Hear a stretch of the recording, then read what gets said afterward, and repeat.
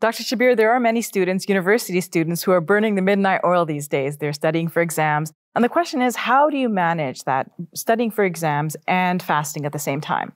Yeah, it is a problem. And seeing, on a quick Google search, you will find many articles dealing with this. For example, there's a University of Calgary website article, probably put out by the chaplains there, recommending for students what they should do, how to prepare for exams, how to study, and so on. And of course, they always ask the question whether or not students have to fast, or do they have some leeway on what to do.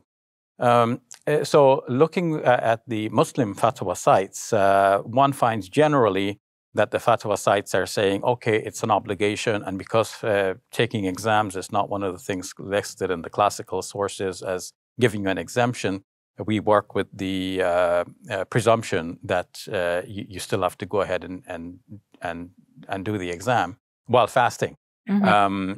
And on the other hand, we find many students reporting that they're doing fine. They've been, and even some successful people who have become doctors and so on now, they said, okay, we were fasting, we were doing our exams at the same time, and it's no sweat. But of course, one should not take it lightly. One should practice some good procedures and habits to get oneself prepared for the exams.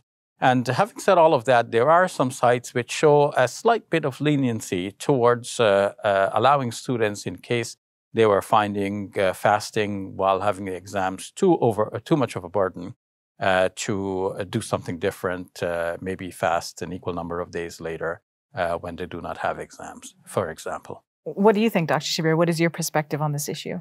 Well, I think all of the above are applicable. One should practice good habits, eat well and during the nighttime when we're allowed to eat, and eat healthy foods so that you're not overburdening your system in a different way.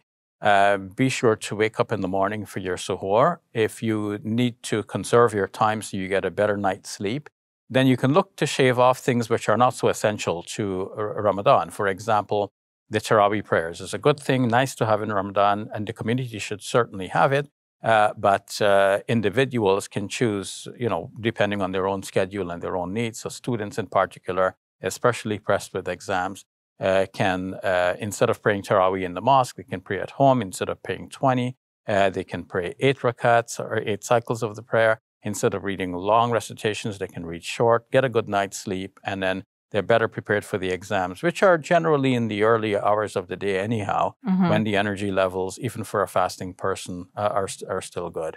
If you want me to add something more about this, looking at a lenient fatwa, we can see that Sheikh Ahmed Kuti, who is one of the most well-known scholars in the Greater Toronto area, has a website, askthescholar.ca, and he answers questions. One of the questions was from a student in the UK who said, we have these long hours of fasting and exams coming up. Can I forego the fasting during that period? And he suggested basically that if this is becoming a real problem, making you dysfunctional and all of that, then you can delay the fasting until later in the year, perhaps when it is winter time and the hours will be shorter. All right, we'll leave it at that. Thank you, Dr. Sure, you're welcome. On behalf of Let the Quran Speak, I want to say thank you. You've helped us become the most widely watched Muslim TV show in Canada. I want to appeal to you to continue to support us. You can visit our website, QuranSpeaks.com. We also accept e-transfers to igive@QuranSpeaks.com. And we're now on Patreon, so you can make a monthly contribution. May God bless you and your loved ones today and always.